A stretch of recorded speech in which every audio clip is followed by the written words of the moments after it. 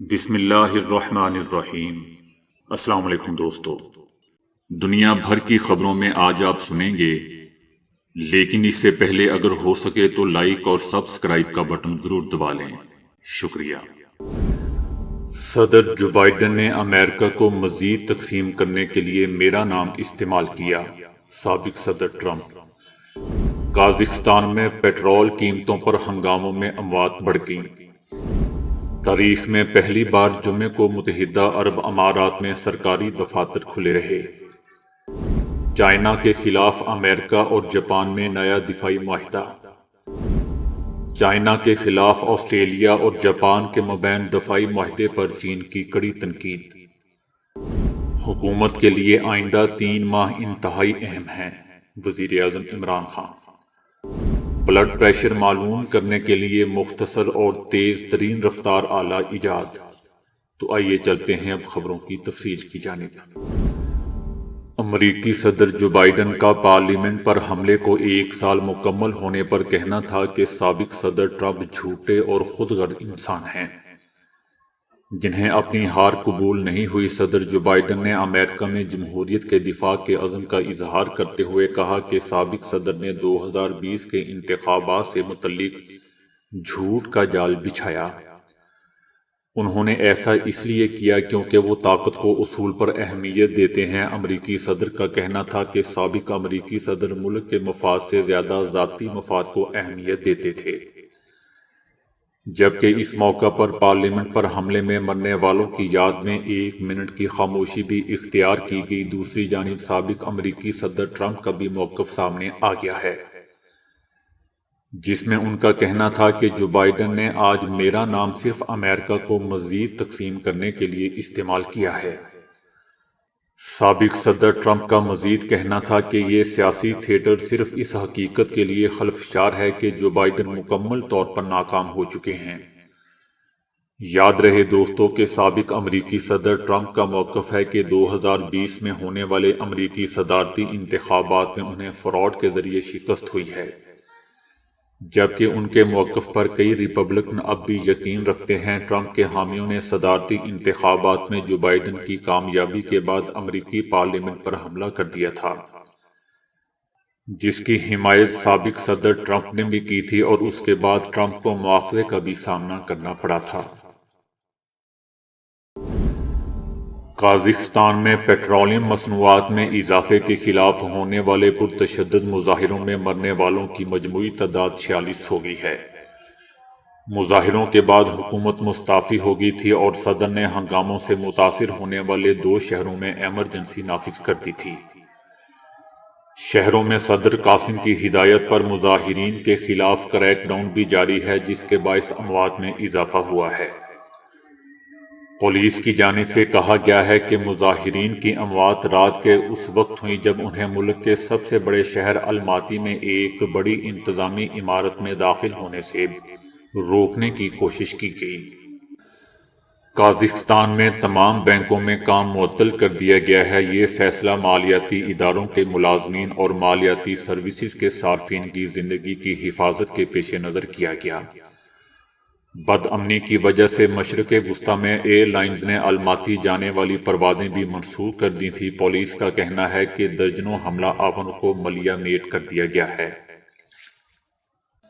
Social media پر گردش کرنے والی ویڈیوز میں مظاہرین کی جانب سے ہتھیاروں کو قبضے میں لیتے ہوئے دیکھا گیا ہے۔ زیادہ تر گلیاں خالی ہیں اور سنسان ہیں، اور پس منظر میں دھماکوں اور فائرنگ کی آوازیں سنائی دے رہی ہیں۔ 1.90 کروڑ آبادی پر مشتمل ملک میں شدید احتجاج کی لہر اس وقت شروع ہوئی جب نئے سال کے موقع پر مائع پیٹرولیم گیس LPG کی قیمتوں میں اضافہ دیکھنے میں آیا تھا۔ قازقستان میں زیادہ تر گاڑیوں میں LPG ہی استعمال ہوتی ہے۔ احتجاج کرنے والوں کا کہنا ہے کہ تیل اور گیس برآمد کرنے والے ملک میں توانائی کے وسیع ذخائر ہوتے ہوئے قیمتوں میں اضافہ غیر منصفانہ ہے۔ متحدہ عرب امارات میں تاریخ میں پہلی بار جمعے کے روز سرکاری تعطیلات ختم کر دی گئی ہیں۔ UAE کے تمام سرکاری دفاتروں نے معمول کے دفتری کام انجام دیے۔ جمعے کے دن 12 بجے تک سرکاری دفاتر کھلے رہے۔ متحدہ عرب امارات نے جمعے کی نماز کے اوقات کار میں بھی تبدیلی کر دی ہے تاکہ سرکاری ملازمین 12 بجے تک دفتری کام انجام دے کر جمعہ پڑھ سکیں۔ امریکہ اور جاپان نے چائنا کی قوانین پر مبنی احکامات کو سبوتاژ کرنے کی کوششوں پر تحفظات کا اظہار کرتے ہوئے ابھرتے ہوئے دفاعی خطرات سے نمٹنے کے لیے تعاون کو فروغ دینے کا عزم کیا ہے۔ دونوں ملکوں کے حکام نے ایسے وقت میں ورچوئل بات چیت میں اپنی سیکیورٹی کو بڑھانے پر تبادلہ خیال کیا جب چائنا کے حوالے سے تحفظات اور تائیوان کے معاملے پر کشیدگی میں اضافے نے جاپان کے سیکیورٹی کردار کو کمزور کیا ہے۔ دونوں ملکوں نے خطے میں مل کر غیر مستحکم سرگرمیوں کو روکنے اور اگر ضرورت پڑی تو ان کا جواب دینے کا بھی فیصلہ کیا ہے۔ دونوں ملکوں کا کہنا ہے کہ انہیں سنکیانگ اور ہانگ کانگ کے علاقوں میں انسانی حقوق کی خلاف ورزیوں پر تحفظات ہیں۔ اس سے پہلے امریکہ نے کہا تھا کہ دونوں ممالک ابھرتے ہوئے خطرات کا مقابلہ کرنے کے لیے ایک نئے دفاعی معاہدے پر دستخط کریں گے۔ آسٹریلیا اور جاپان کے مابین دفاعی شعبے میں تعاون کا معاہدہ طے پا گیا ہے جسے خطے میں چائنا کے بڑھتے اثر و رسوخ کے تناظر میں ایک بڑی پیش رفت کے طور پر دیکھا جا رہا ہے۔ جاپان اور آسٹریلیا دفاعی حوالے سے دو اتحادیوں کے طور پر ایک دوسرے کے مزید قریب آ گئے ہیں۔ آسٹریلوی وزیر اعظم موریسن کا کہنا ہے کہ اس معاہدے سے دونوں ممالک کے مابین عسکری شعبے میں تعاون میں اضافہ اور مشترکہ فوجی مشقیں آسان ہو جائیں گی۔ اس کے علاوہ آسٹریلیا اور جاپان قدرتی آفات کے خلاف بھی باہمی تعاون کر سکیں گے۔ جاپانی وزیر اعظم نے دفاعی معاہدے کو بڑی اہم پیش رفت قرار دیتے ہوئے کہا ہے کہ آسٹریلیا سے تعلقات مثالی حیثیت کے طور پر دیکھے جائیں گے۔ آسٹریلیا چائنا کے حوالے سے تائیوان پر بڑھتے دباؤ، خطے میں گشت اور تجارتی تنازعات کے تناظر میں اپنی تشویش پر امریکہ، برطانیہ، جاپان اور بھارت سے دفاعی تعلقات کو مضبوط بناتا آ رہا ہے۔ دوسری جانب چائنا کی طرف سے اس دفاعی معاہدے پر سخت ترین کڑی تنقید کی جا رہی ہے۔ وزیر اعظم عمران خان نے ایک بار پھر اپنی حکومت کے لیے آئندہ 3 ماہ کو اہم اور احتساب نہ ہونے کو اپنی حکومت کی بڑی ناکامی قرار دے دیا۔ وزیر اعظم عمران خان نے کہا کہ فوجی قیادت سے تعلقات مثالی نوعیت کے ہیں۔ وزیر اعظم عمران خان کا مزید کہنا تھا کہ اپوزیشن تحریک عدم اعتماد لانا چاہتی ہے تو ضرور لے کر آئے۔ انہوں نے کہا کہ ہماری حکومت کی سب سے بڑی ناکامی احتساب کا نہ ہونا ہے۔ تمام تر شواہد کے باوجود یہ لوگ بچ نکل رہے ہیں۔ شہباز شریف کے خلاف ٹھوس ثبوت موجود ہیں۔ کیا کوئی انکار کر سکتا ہے کہ شہباز شریف نے کرپشن نہیں کی؟ وزیر اعظم عمران خان کا کہنا تھا کہ حکومت کے لیے آئندہ 3 مہینے کافی اہم ہے۔ مہنگائی کو کنٹرول کرنا ہوگا۔ خیبر پختونخوا کے بلدیاتی انتخابات میں شکست کی وجہ سے پارٹی کو بہت نقصان ہوا، لیکن اللہ کا شکر ہے کہ ہمارے ووٹ بینک میں کوئی کمی نہیں آئی۔ دوسری طرف تحریک انصاف کے منحرف رہنما جہانگیر ترین کا کہنا ہے کہ نون لیگ سے دوستیاں بہت پرانی ہیں اور ایسی ہی چلتی رہیں گی۔ خواجہ سعد رفیق کی بیٹی کی شادی کی تقریب میں مختلف سیاسی جماعتوں سے تعلق رکھنے والے رہنماؤں نے شرکت کی، تاہم شادی کی تقریب میں تحریک انصاف کے منحرف رہنما اور شوگر ملز کیس کے نامزد ملزم جہانگیر ترین تقریب میں شریک مہمانوں اور بالخصوص صحافیوں کی نظر میں رہے۔